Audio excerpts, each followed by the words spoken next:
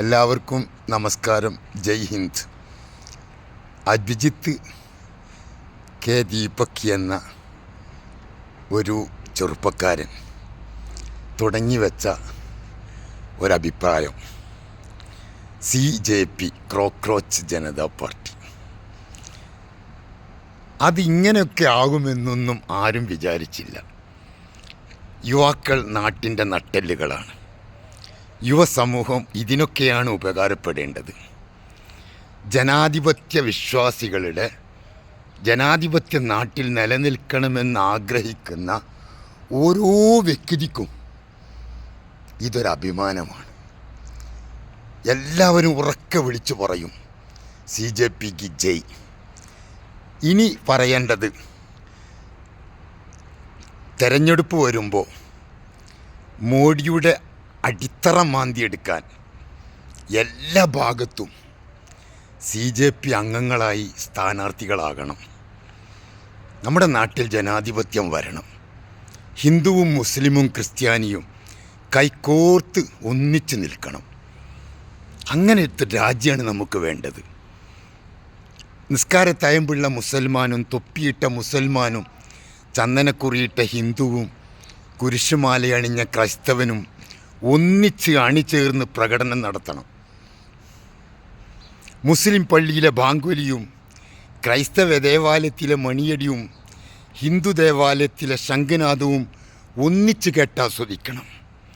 അതിന് തുരങ്കം വെക്കാൻ വെക്കുന്ന BJP എന്ന വർഗീയ ഫാസിസ്റ്റ് ദുർഭൂത ശക്തികളെ നാട്ടിൽ നിന്ന് വിഭാടനം ചെയ്യണം. അവരെ ഇനി അധികാരത്തിൽ വന്നുകൂടാ. നാട് നശിച്ചു പോകും, ജനാധിപത്യം നശിച്ചു പോകും, നമ്മുടെ ഭരണഘടന നശിച്ചു പോകും. ഈ ഒരവസ്ഥ വന്നുകൂടാ. ഈ ഇന്ത്യ രാജ്യം ഹിന്ദുവിൻ്റേതല്ല, ക്രിസ്ത്യാനിയുടേതല്ല, മുസ്ലിമിൻ്റേതല്ല. ഇന്ത്യയിൽ ജനിച്ച മനുഷ്യരുടേതാണ്. അത് മനസ്സിലാക്കാൻ കഴിയണം. അതിനു വേണ്ടിയാകണം നമ്മുടെ ഓരോ ശ്രമവും. ആത്മാർത്ഥമായി ശ്രമിക്കാൻ CJP എന്ന ചെറുപ്പക്കാർ നാട്ടിൻ്റെ നട്ടെല്ലുകൾ അവർ വിജയിച്ചാൽ, അവരൊന്നിച്ചാൽ നേടാത്തൊന്നുമില്ല. ധർമ്മേന്ദ്ര പ്രധാനെ കേന്ദ്രമന്ത്രിയെ പിടിച്ച് തൂക്കി വലിച്ചെറിയാൻ ഈ ചെറുപ്പക്കാർക്ക് കഴിഞ്ഞെങ്കിൽ എന്തും കഴിയും അവർക്ക്. അവർ വിചാരിച്ചാൽ എന്നും നടക്കും. EVM മിഷനിൽ അട്ടിമറിയും. എല്ലാം മനസ്സിലാക്കി നല്ലൊരു ഭരണം നമ്മുടെ നാട്ടിൽ വരണം. നല്ലൊരു ഭരണം വരണം. അതിനുവേണ്ടി CJP കർമ്മരംഗത്തിറങ്ങണം. ധൈര്യമായി മുന്നോട്ട് പോകണം. നമ്മുടെ മുന്നിൽ വേറെ ഒരു പ്രശ്നവുമില്ല. ചെറുപ്പക്കാരായ നിങ്ങളുടെ ഈ ഒരു കൂട്ടായ്മ കാണുമ്പോൾ ജനാധിപത്യ വിശ്വാസികളായ ഞങ്ങളെക്കുറിച്ചിടത്തോളം വല്ലാത്ത സന്തോഷമാണ് തോന്നുന്നത്. വർഗീയ ഫാസിസ്റ്റുകളെ നമ്മുടെ നാട്ടിൽ അപകടമാണ്. അതിനെ നിരോധിക്കാനൊന്നും ഇവിടെ വകുപ്പില്ല. RSSനെ നിരോധിക്കാൻ നിയമപരമായി യാതൊരു വകുപ്പുമില്ല. സിമിയെ നിരോധിച്ചു, ISSനെ നിരോധിച്ചു. അങ്ങനെ തുടങ്ങി മുസ്ലിം വർഗീയ സംഘടന ഒക്കെ വർഗീയ സംഘടന തന്നെയാണ്, വർഗീയ സംഘടനകൾ തന്നെ, അതിനൊക്കെ നിരോധിച്ചു. പക്ഷേ RSSന് അവർ വർഗീയ പാർട്ടിയല്ല, സംരക്ഷണ പാർട്ടിയാണത്രേ. അവരെ നിരോധിച്ചില്ല. BJPയെ നിരോധിച്ചില്ല. ഈ വർഗീയതൊക്കെ ഉണ്ടാക്കി തീർക്കുന്ന, നാട്ടിൽ കുഴപ്പം സൃഷ്ടിച്ചുകൊണ്ടിരിക്കുന്ന ഇവരൊന്നും ആരും എതിർക്കുന്നില്ല. അവരാരും വർഗീയ പാർട്ടിയായിട്ട് പറയാനും പാടില്ല. തനി പൊട്ടത്തരം പറഞ്ഞ് ഈ സമൂഹത്തിൽ വിഭാടനം ഉണ്ടാക്കുക, വിഘടിതം ഉണ്ടാക്കുക. മുസ്ലിം വർഗീയത,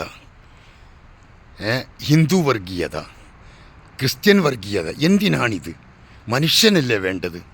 സ്വന്തം അയൽവാസി ഹിന്ദുവും മുസ്ലിമും ഒരുമിച്ച് ജീവിക്കുന്നിടത്ത് വർഗീയത കുത്തിച്ചേൽത്തുക, സമാധാനപരമായി താമസിക്കുന്നിടയിൽ വർഗീയത ഉണ്ടാക്കുക, നാടിനെ ഛിന്നഭിന്നാക്കാൻ വേണ്ടി ജനങ്ങളെ ഛിന്നഭിന്നമാക്കി അതിൽ നിന്ന് വോട്ട് പിടിക്കാൻ ശ്രമിക്കുക, കുട്ടനെയും മുട്ടനെയും കൂട്ടിയടിപ്പിച്ച് അതിൽ നിന്ന് രക്തം ഊറ്റി കുടിക്കാൻ വേണ്ടി ശ്രമിക്കുന്ന കുറുക്കൻ്റെ സ്വഭാവമാണ് സത്യത്തിൽ BJPക്കുള്ളത്. യാഥാർത്ഥ്യം അതാണ്. എന്തെല്ലാം അക്രമങ്ങൾ, എത്രത്തോളം പതിറ്റാണ്ടുകളോളം ആരാധിച്ചിരുന്ന ബാബരി മസ്ജിദ് തർപ്പണമാക്കി. അതൊക്കെ ആവേശമാണത്രേ. ഇതെന്ത് ദൈവമാണ് നിങ്ങൾ ആരാധിക്കുന്നത്? മുസ്ലിങ്ങളെ മറ്റ് മതസ്ഥരെയൊക്കെ തട്ടിമാറ്റാനാണോ? മുസ്ലിം മതം എപ്പോഴും പറയുന്നത് എന്താണെന്നറിയോ? വലാത്ത സുബുല്ലദീന യദ്ഊന മിൻ ദൂനില്ല. അള്ളാഹു അല്ലാതെ ആരാധിക്കുന്ന ആരാധ്യ വസ്തുക്കളെ ചീത്ത വിളിച്ചവൻ മുസ്ലിമല്ലെന്ന. ആരാധ്യ വസ്തുക്കളെ ചീത്ത വിളിക്കാൻ പാടില്ലെന്ന് പറഞ്ഞ മതമാണ് ഇസ്ലാം. ഞങ്ങൾക്ക് രാമനെയും അതുപോലെ ഗുരുവായൂരപ്പനും എല്ലാവരെയും ആരാധിക്കുന്നവർ ആരാധിക്കട്ടെ. ലക്കും ദീനുക്കും വലിയ ദീൻ. നിങ്ങൾക്ക് നിങ്ങളെ ദീൻ, എനിക്കെൻ്റെ ദീൻ. നിങ്ങൾക്ക് നിങ്ങളുടെ വിശ്വാസം, എനിക്കെൻ്റെ വിശ്വാസം. മാതാസ പാർവതീദേവി പിതാദേവോ മഹേശ്വര ബാന്ധവ മാനവ സർവേ സ്വദേശാ ഭുവനത്രയം. മനുഷ്യരെല്ലാവരും ബന്ധുക്കളാണ്. ഒരു അമ്മയിൽ നിന്നും ഒരു ഉപ്പയിൽ വാപ്പയിൽ നിന്നും ഒരു അച്ഛനിൽ നിന്നും ഒരു അമ്മയിൽ നിന്നും ജനിച്ചവരാണ് നമ്മളൊക്കെ. അത്ഭുത തുടക്കം അങ്ങനെയാണ്. അതുകൊണ്ട് തന്നെ ബാന്ധവ മാനവ മനുഷ്യനൊക്കെ ബന്ധുക്കളാണ്. അവിടെ ഹിന്ദുവെന്നോ മുസ്ലിമെന്നോ ക്രിസ്ത്യാനിയെന്നോ നോക്കല്ല, എല്ലാവരും ബന്ധുക്കളാണ്.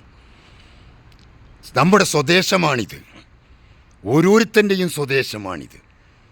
അത്രയും സന്തോഷത്തോടെ ജീവിക്കാനാണ് ഭഗവത്ഗീത പഠിപ്പിക്കുന്നതെങ്കിൽ ഏത് മതമാണ് ഹിന്ദു BJPക്കാർ ഉൾക്കൊണ്ടിരിക്കുന്നത്? പ്രിയപ്പെട്ട ഹിന്ദു സുഹൃത്തുക്കളെ, നല്ലവരായ ഹിന്ദു സുഹൃത്തുക്കളെ, സത്യത്തിൽ BJP ഈ വർഗീയത പറയുന്നവർ ഹിന്ദുക്കളല്ല. അവരുടെ ലക്ഷ്യം രാഷ്ട്രീയമാണ്, അവരുടെ ലക്ഷ്യം അധികാരമാണ്. പരസ്പരം തമ്മിലടിപ്പിച്ച് വോട്ട് മേടിച്ച് അധികാരത്തിൽ കയറലാണ് അവരുടെ ലക്ഷ്യം. അവർക്ക് ഹിന്ദു ധർമ്മമില്ല, അവർ ഹിന്ദുക്കളുമല്ല. വർഗീയത പറയുന്ന മുസ്ലിം ഉണ്ടെങ്കിൽ അവൻ മുസ്ലിമല്ല. വർഗീയത പറയുന്ന ക്രിസ്ത്യാനിയാണെങ്കിൽ അവർ ക്രിസ്ത്യാനിയല്ല. കാരണം ക്രിസ്ത്യാനിസവും ഹിന്ദുവിസവും മുസ്ലിമും ഒരിക്കലും വർഗീയത പ്രചരിപ്പിക്കാൻ പറഞ്ഞിട്ടില്ല. ലൈസ മിന്ന മൻ ഖാതല അലാ ഹസബിയ്യ.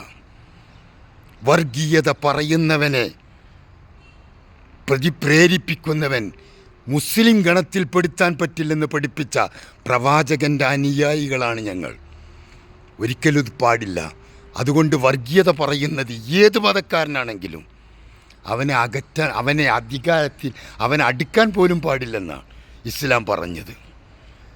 അതുകൊണ്ട് തന്നെ ഹിന്ദു സുഹൃത്തുക്കളോട് ഞാൻ പറയുന്നു, നിങ്ങൾ ഭഗവത്ഗീതയും രാമായണവും അതുപോലെ തന്നെ മതമേലധ്യക്ഷന്മാരായ കഴിഞ്ഞകാല ആളുകളെയും പിൻപറ്റുന്നവരാണെങ്കിൽ BJP RSS ഒരിക്കലും ഹിന്ദുക്കളല്ല. അവർ ഇസ്ലാമിൻ്റെ ശത്രുക്കളാണ്, ഹിന്ദുവിൻ്റെ ശത്രുക്കളാണ്. ഐക്യവേദി ഹിന്ദു ഐക്യവേദി, അതിന് ഹിന്ദു ആവണ്ടേ, എന്നിട്ടല്ലേ ഐക്യം ഉണ്ടാക്കേണ്ടത്? ഹിന്ദുക്കൾ ഐക്യപ്പെടണം, ജനാധിപത്യത്തിന് വേണ്ടി ഐക്യപ്പെടണം. ക്രിസ്ത്യാനികൾ ജനാധിപത്യത്തിന് വേണ്ടി ഒന്നിക്കണം, മുസ്ലിങ്ങളും ഒന്നിക്കണം. എന്നിട്ടെല്ലാവരും ഒറ്റക്കെട്ടായി മാറണം ജനാധിപത്യം സംരക്ഷിക്കാൻ. അതിനുള്ള ഒരു നാട് നമുക്ക് കാണാൻ അവസരമുണ്ടാകട്ടെ എന്ന് പ്രാർത്ഥിക്കുന്നു. നന്ദി, നമസ്കാരം.